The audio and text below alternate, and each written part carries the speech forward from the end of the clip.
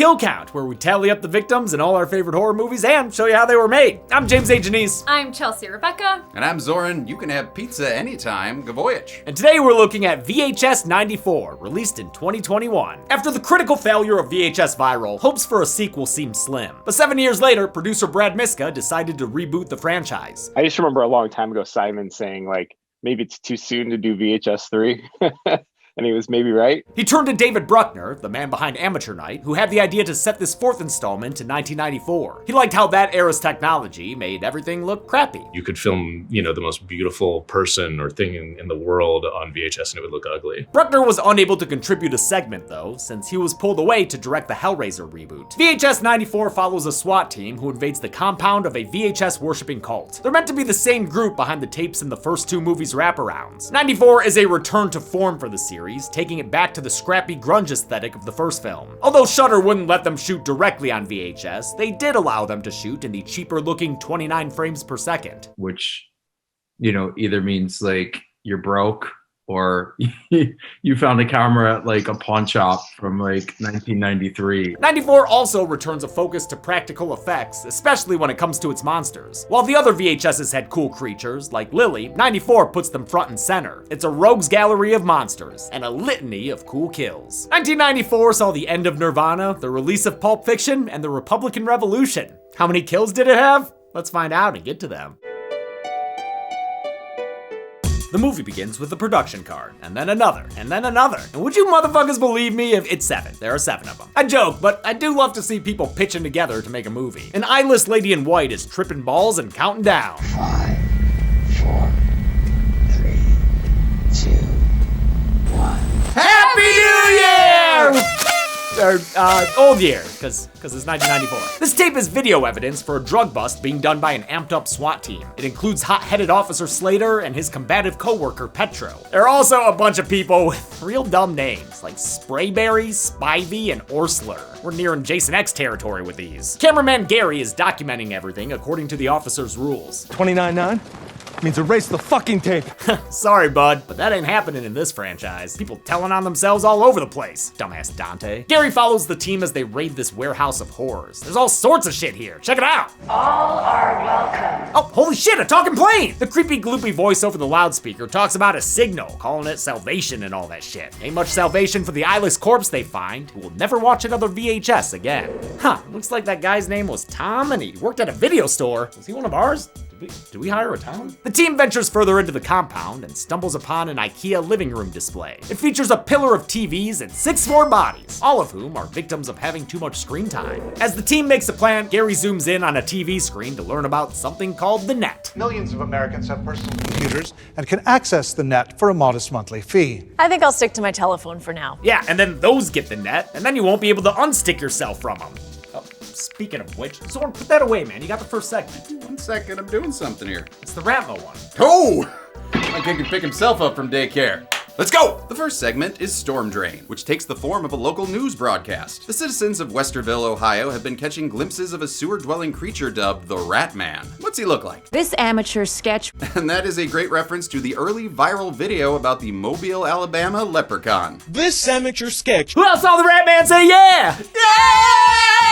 Storm Drain was written and directed by Chloe Akuno, who made her feature film debut the following year with Watcher, starring Micah Monroe. This segment is an excellent recreation of local news. Even though it's edited, the style and tone fit the franchise aesthetic much better than the slick documentary style of Dante the Great. Akuno took a lot of inspiration from Wreck, another found footage movie that followed a reporter. She was also influenced by the documentary Dark Days about people who live in the New York subway system. Field reporter Holly Marciano is on the scene, interviewing townsfolk who range from burnouts to Bible thumpers. Well, I believe it's a sign from Jesus.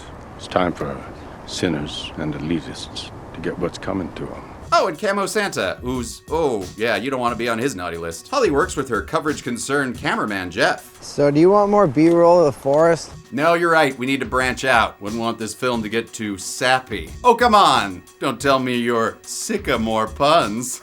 It's good to be back. Their Channel 6 news producer wants more in-depth footage, forcing them to venture into the titular storm drain. Ugh, so typical of Channel 6 news. Always wanting stories about things living in sewers. Holly, heads into the tunnel and finds evidence of a sewer slumber party. Do any kids live down here? Living? No. Dying? Yes, maybe thanks to that, Fucking clown. yeah, that guy gets it. Holly becomes inspired to do a story about people living in the sewer system, like you do. And while it does seem she has some genuine concern for them, also there are some fringe benefits. Don't you want to do something that will make a difference, Jeff? That will, like, I don't know, help people? Help you get your Pulitzer, right? Well, I guess that haircut isn't the only thing Holly has in common with Gale Weathers. Also, shout out to Anna Hopkins, who does a great job in this role. The news report turns into a horror short real fast as they walk deeper and deeper into the sewer. Oh, must be near Pleasant Piazza based on all the spray emotes.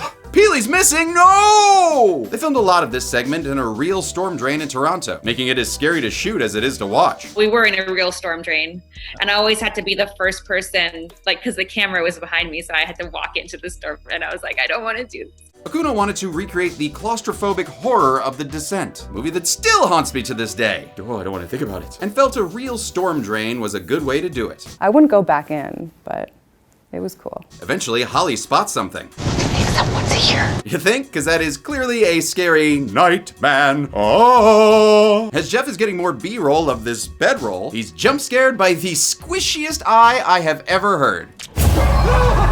I mean, man, there is such thing as too much Visine. The eye belongs to Bill, a dirty duckling of a man in need of some Dawn soap. Holly tries to get an interview, but he's pretty taciturn. Ratma. So it turns out this oily boy is leaking more fluid than information. Are you sure your name's not Bosco? Bill.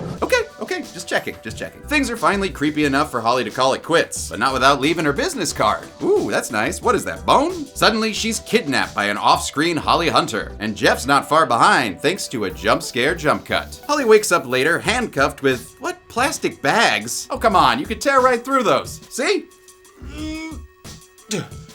1 second. She tries, and fails, to reason with the Mudmen, saying she can help them. Actually doing a story on you. Her offer is mocked by this motley crew's leader, that Hellfire priest from earlier. And he's played by Brian Paul, who was one of Lynn Denlin's fellow surgeons in Saw 3. Holly sees that Jeff is also being held hostage, when the more or less Morlocks bring him to a deep dark tunnel that holds the main event. It's the Rat Man, skippity-dip, yo, holy fuck, that thing's creepy. Oh, it's like a loaf of bread fucked a Calvin and Hobbes drawing. Or like a Xenomorph's love child with that Jack-in-the-Box from Krampus. Or just like a really good creature design, man. I love it. This non-ginger rat king actually goes by Ratma and rules over his underground ratocracy. He was designed by artist Keith Thompson, who also designed creatures in The Ritual and No One Gets Out Alive. The monster was brought to life by effects artist Patrick McGee, who only had 2 weeks to build the mechanical head and the bodysuit torso. And that head could do all kinds of things, like move its jaw, drip drool, and waggle its tongue. Also, the bodysuit had a bunch of nipples. His work was worn and performed by creature actor Thiago dos Santos, who we've seen on the channel as the leper in It Chapter 2. The crew liked his work just as much as I do. I love you, Ratma! Go, Ratma. Turns out that Prometheus-y looking black goo we've seen everywhere belongs to Dear Rat Boy. And the pastor uses his ratat drooly to baptize Jeff as a test of faith. But the spittoon secretion burns off his face instead. Ooh, guess he was no dragon. Next up is Holly Marciano versus Jersey Joe Walrat. She gets up close and personal with this Willard wet dream, showing off more of this incredible costume. I just want to, no, whoever's controlling the camera needs to just chill out. It's gonna be less stable when you're zoomed in like that. Didn't you spend too much money on film school like me? Holly gets her symbiote saliva shower straight from the source. And lucky for her, it doesn't seem to be lethal, but I can't imagine that's good for her pores. The tape blue screens into an infomercial. The Veggie Masher turns your ordinary drab vegetables into a tasty, mouth-watering paste in mere seconds. This bizarre interlude was directed and edited by Steven Kostansky, the man behind The Void, The Little Shit Returns, and Psycho Gorman. Recently he did effects for In a Violent Nature, but this infomercial here is strangely straightforward. I mean, there's no yoga girls or hunky boys or nothing. Frig off. We flash forward to a news report about a sewer rescue. Oh dear God, how long has baby Jessica been down there? Oh, no, it's Holly. She's cleaned up since then and is now an anchor woman. Ohio State plays the Indiana Hoosiers tomorrow night. Good luck to our Buckeyes. What the fuck did I just hear? Nothing. Can I please finish my segment? Holly seems to be having a little trouble reading the teleprompter. People are already lining up to Ratma the Hayride's Apple Ratma, and of course, to see who will be crowned the festival's largest Ratma. Well, at least she didn't tell San Diego to go fuck itself. But I will say, goo was a bad choice, since she projectile vomits it onto her coworker and it, causes his face to look like it fell in the cheese dip back in 1957. And his eyeballs are are falling out? Oh, this is great. Just no notes. Patrick McGee also did this crazy effect, and I don't have much to say about it specifically, but I do want to share this behind the scenes footage. The segment then ends with Holly bidding the viewers good night and good luck. I'm Holly Marciano, Channel 6 News. Hail Radma. Okay, you can have it back. Yes! Have fun with the wraparound.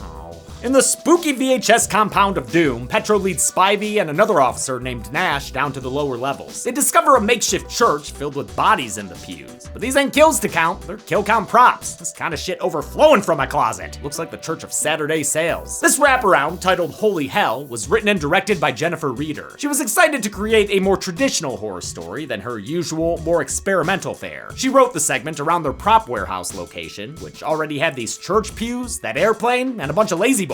When it came to the VHS cult, she was inspired by David Cronenberg's Videodrome and the danger of underground cult videos. Pipe organ music plays us into the next tape, The Empty Wake. It takes place at the Jensen Funeral Home, where a wake is being held for Andrew Edwards. His family has requested the service be filmed, hence the cameras everywhere. Great coverage too. We've got 2 stationary angles on sticks and a third camera that's handheld. I love the funeral home setting. They've always creeped me out, and Haunting at Hill House didn't help with that shit. This is a big night for new employee Haley, who's gonna be running the show on her own. Before they leave, her bosses gossip about their closed casket client. Edwards was in a nasty accident that left quite the stitch job for mortician Tim. I was more or less able to get him back into his original shape.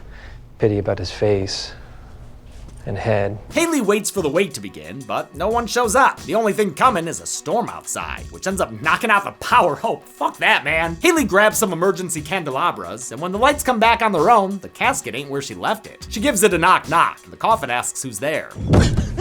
She calls her bosses, who are together for some reason. They live together? Wait, were those guys boyfriends? Anyway, I love how we can only hear them over the phone when she's right up next to the camera. Maybe they got caught in the storm, or maybe nobody liked the guy and the family just didn't get to chill out there. That kind of verisimilitude goes a long way. Take note, Dante the Great. Her bosses assure her that Edwards is definitely dead, and blame the noise on gas escaping his body. The Empty Wake was written and directed by VHS veteran Simon Barrett, who wrote segments and the wraparounds for the first 2 movies, and directed the second film's wraparound himself. He was hesitant to return to the genre. I hate shooting found footage, and I really hope to never do it again. He was won over by the theme of setting all the shorts in the same year, and because he'd get to do a segment instead of the wraparound again. For Empty Wake, he wanted the cameras to start off stationary and become more dynamic by the end. Due to COVID restrictions, they actually shot in the Holiday Inn where the cast and crew were staying and quarantining. Production designer Josiah McKenzie built 3 fake walls against the side of an existing room. They had lighting effects outside their fake windows to simulate a raging storm. Haley grows curious about Edwards and his accident, but because it's 1994, she has to use a landline phone to call a friend and ask her to look up the accident in a newspaper. She even has to hang up and have her friend call back later. That's how long it took to Google something back then. She hears more knocking, but not from the coffin this time. It's the one and only arrival at this wake. Are you family, or? He's actually been here a while, appearing briefly during the blackout earlier. The man says a few words in Hungarian and leaves just as abruptly as he showed up. Alone again, Haley's friend calls back and tells her the accident was actually front page news. Andrew Edwards is the name of the guy who jumped off the roof of that church down in Haysburg. You heard about that, right? He was on the roof for an hour, shouting crazy gibberish. Another blackout cuts the call short, and in the darkness, Edwards starts to get restless in peace. Haley tries to leave, but the doors have been chained shut, maybe by that Hungarian guy? As a tornado siren starts blaring, Haley finds that very expensive coffin knocked to the ground. Bad Edwards! Yeah, you stand there in timeout. She tries to talk to him, but the guy's only half the head he used to be. And Tim did not do a good job embalming him. I mean, come on, his guts are still in there. Oh, wait, no, there they go. I absolutely love this effect. It looks so good! Contortionist Devin Chincheong wore a fake half head that they removed in post. Then effects artist Chris Bridges made a slice of brain and filmed it at every angle, so they could digitally add it regardless of the shot. Damn fine work. Since Edwards is lacking eyeballs, Haley's able to distract the organ dropper with organ music. I can't help but wonder why she's still recording though. I mean, that question is almost always present in found footage media, but come on Haley, put the camera down. She gets spotted by Edwards' half a head, which guides his body to attack her right as the tornado rips through the funeral home. To achieve this moment, they fire 2 air cannons loaded with a mixture of dust, fake glass, cork, and balsa wood. When the camera comes to, Edwards has been crushed beneath the rubble, and I'll count it. He was undead, and now he's dead again, Buck Cherry style. He's joined on the count by Haley, who who's got a zombie walk going on. Looks like she's been turned into one of the undead too. She escapes out a broken window as the camera runs out of tape. Back in the wraparound, Petro's squad is joined by Slater, who's lost contact with the rest of their team. They head upstairs where they find stuffed animals, severed arms, and a sudden love for monster truck rallies. We don't need more tech, we need a grave digger! Between the bathroom mannequins and upside down crosses, Slater decides it's time to evac the Not Scary Farm testing factory. Doesn't help that creepy lady's voice is still playing over the PA. Track my signal.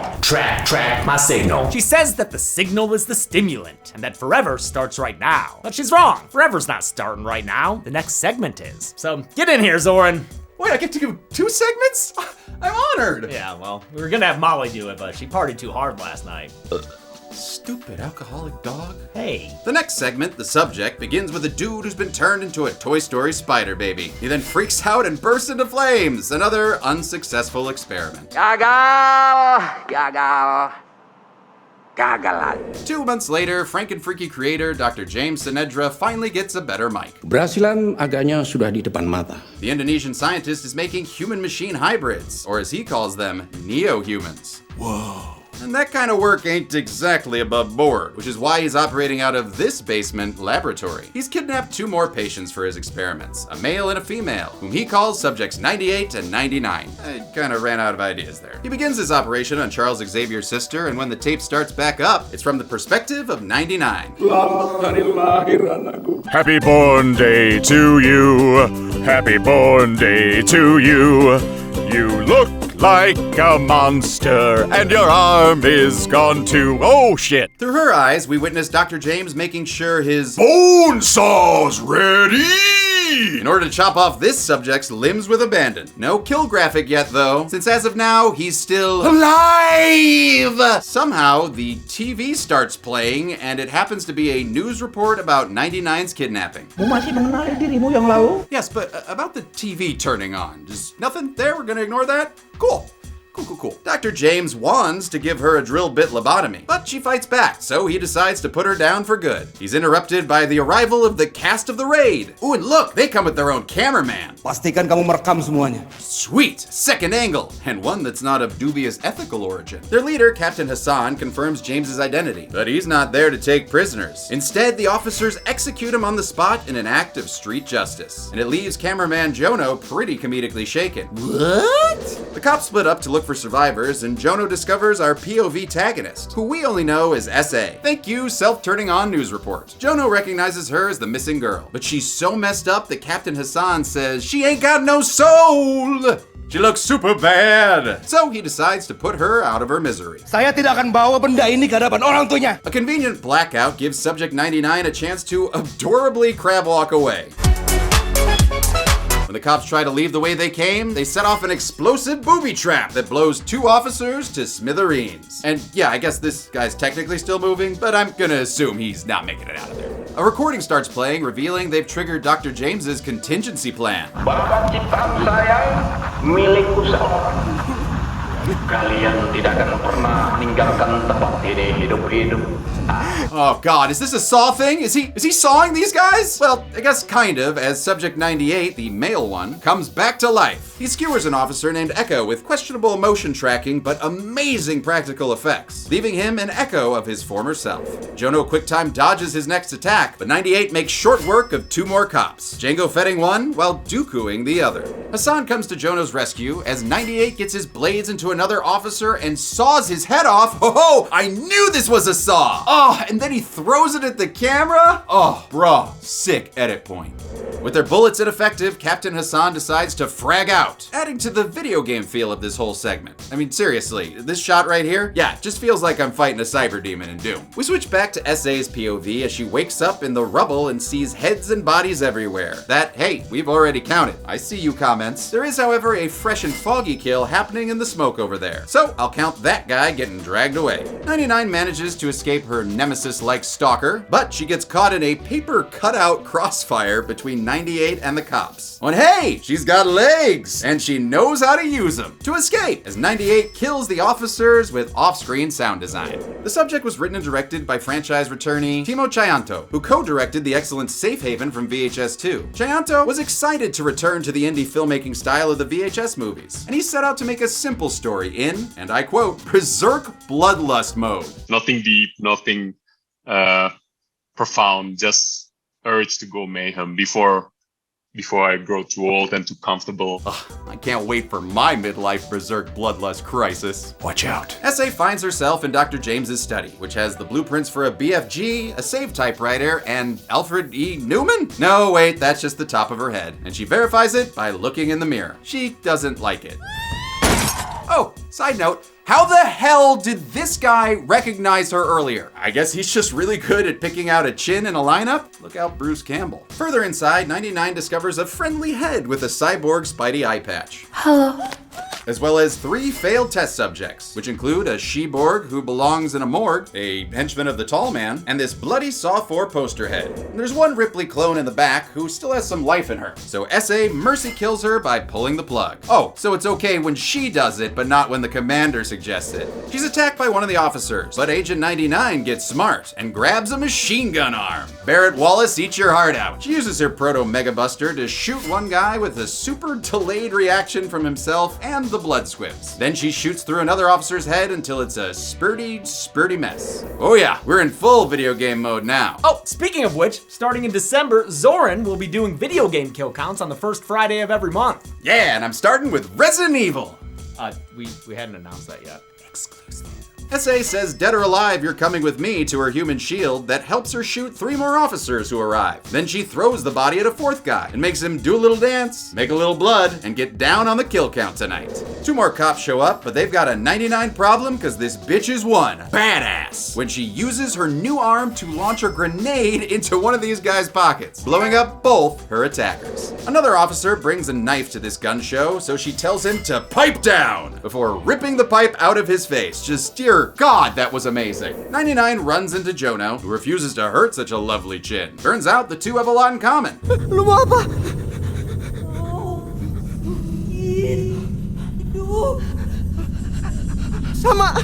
Sama gue juga.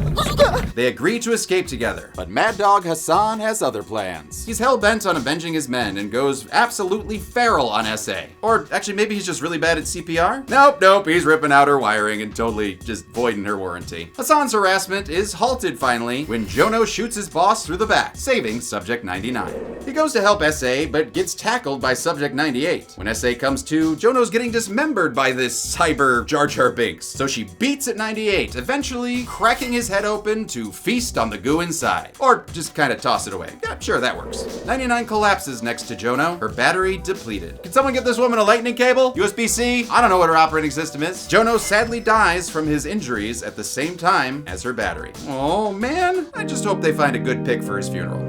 99 won't be going on the count, however, since a security feed shows her waking up and advancing to the next level. Player 2 has left the game. The wraparound returns with a kill graphic, since cameraman Gary is dying on the ground. Petro and Nash watch it impassively. It seems like they might not exactly be on the up and up. Forever starts right now. They start calling out to the rest of the team. Arsler! But none of them can be Arsler to answer. And while walking past some TVs, he becomes entranced and falls to his knees? I mean, imagine getting so entranced by a TV.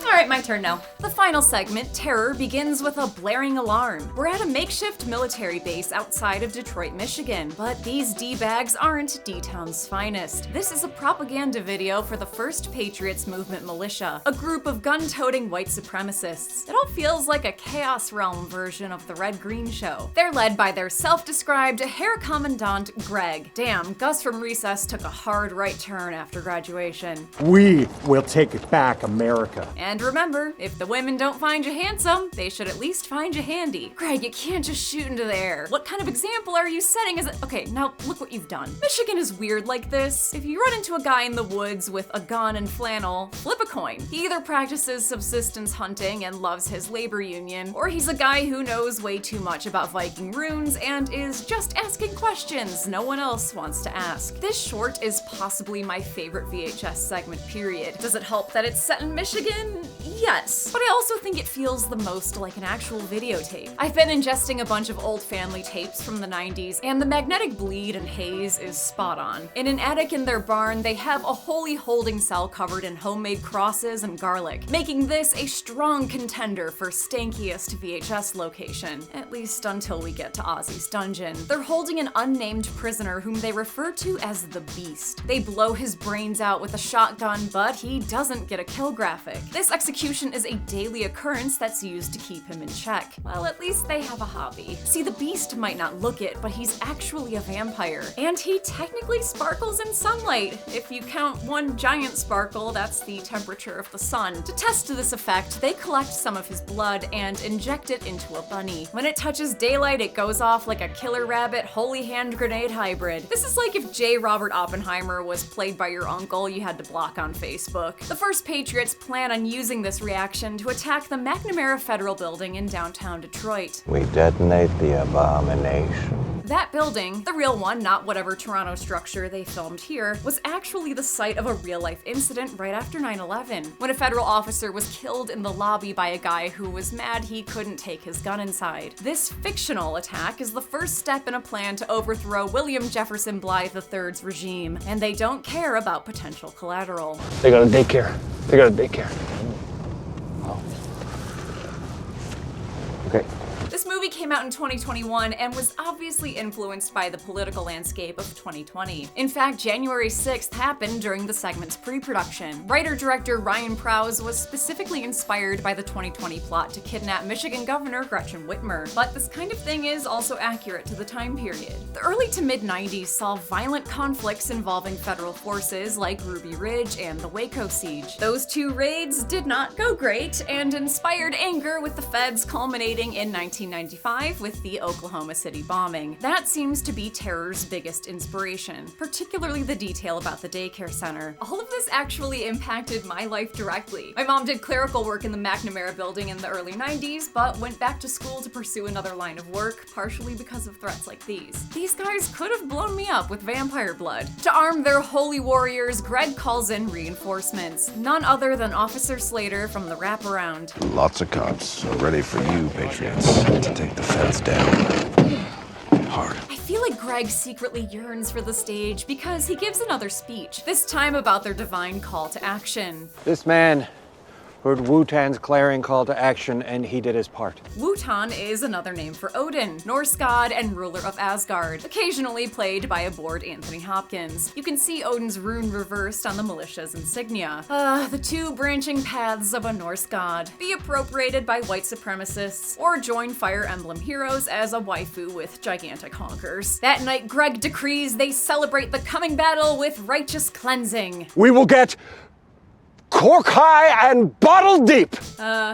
Okay? We're gonna get fucking wasted. Oh. Hell yeah. Our Patriots get absolutely slizzard with whatever mix of rubbing alcohol and fruit juice is in that jar. Never rest, only peak. Never rest, only peak. Weird chant? We'll workshop it later. Also, I was gonna joke that all of this is what happens when you don't have internet, but Prowse's depiction of white power groups was partially inspired by the documentary Skinheads USA, which he described as both hilarious and terrifying. Cameraman Bob enters the Beast's living quarters, where the only sober man on base, Steve, is keeping watch. You don't want to piss on him? Bob, what the fuck is wrong with you, man? The fuck is wrong with you? Why do I I keep picking the segments with piss stuff. It doesn't take long before Steve is cajoled into messing with the Beast by Bob. Jump of the week. They wind up sounding like us yelling at Daisy Edgar Jones at the end of Twisters. Kiss him! The next morning, the group is roused from their hangovers by alarm bells. Seems like the Beast got loose last night and killed one of their own, a guy named Terry. Terry's fucking dead. Greg frantically calls for a head count of everyone outside, and a severed head is tossed out in response. I think this guy's name is Reed or something. It freaks out one guy so much, he goes full ATF and just starts blasting, killing one guy with friendly fire. He only stops shooting when he's put down with 2 bullets to the head. Steve is revealed to have survived and tries to come outside, which isn't the best idea. You're covered in vampire blood! He immediately explodes, and the blast knocks over these 2 guys on the left. Since we never see them again, I'm just gonna go ahead and count them as dead. Why not? Terror has a ton of stunts and pyrotechnics, which Prowse called a childhood dream come true. They did have to deal with cold weather though, since they shot in February in Burlington, an hour outside of Toronto. Sometimes their fake blood would literally freeze in the tubes. Greg leads the surviving militia members on a vampire slaying expedition. He seemingly clears the attic, but when this guy Tom tries to go up, a fully transformed Beast appears and fucking tears his face off. The remaining trio gives chase, but another dude named Jimmy is killed when the Beast repeatedly bashes his head into the ground. Bob freaks out and starts firing, accidentally hitting Greg in the process. My leg! My leg! My leg! We get a close-up look at the vampire's Reaper-looking final form as he knocks the camera to the ground. This is an excellent practical creature effect that I almost forgot about. Ratma just casts such a large shadow over the rest of this movie. After his success with Ratma, Patrick McGee was hired to make the Beast. He had even less time for this one. Only 11 days to do everything from punching in the hair to gooing up the mouth. He designed a vampire maw the suit performer controlled by sticking their hands inside and waving them around. And open. Nice. And close. And a big open. There you go. Nice. The Beast helps himself to a big bite of Bob and leaves him looking like Two-Face. Then the vampire proceeds to drag the injured Greg into his own holding cell. As the Hair Commandant proclaims Christ is King, the Beast opens up the windows, igniting himself and wiping out Greg and the whole compound in the process.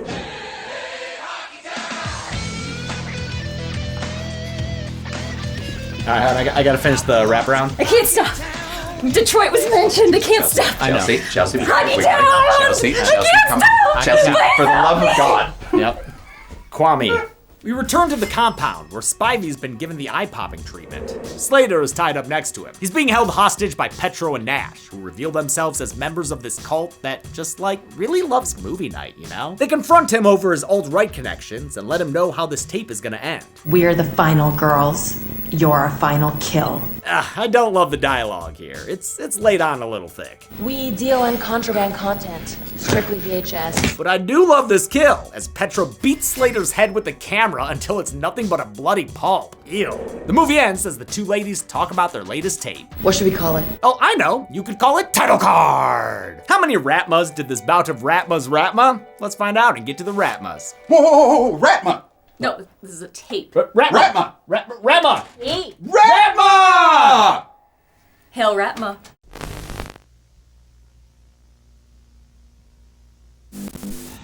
All right, Josh, thanks for watching the house while we're gone. Yeah, anytime. Yeah, enjoy the new augmented reality headset I got. I actually downloaded a game you might enjoy. Just ask it to open Josh's present. Sure, I'll try that out while I'm waiting for my Dragon Dash order. Now go, have fun. Yeah, just gonna lay low a little bit after the Wonka kill count backlash. Ha, get that. You know, I just thought that maybe if we tried something different. Alright, Chelsea wants to go. Alright, call me if you need anything. Alright, see you, buddy. Alright, let's see. Launch Josh's present.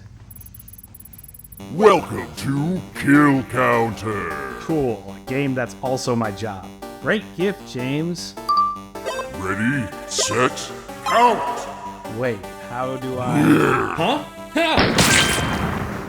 What the hell? So I just point and... Yeah. What? Oh, I can do this. Oh, and my food's here. Nice! I love this song. Oh, 3! 4. Counting makes me feel good. Yeah, I've got a Dragon Dash order for a Josh L. That's me.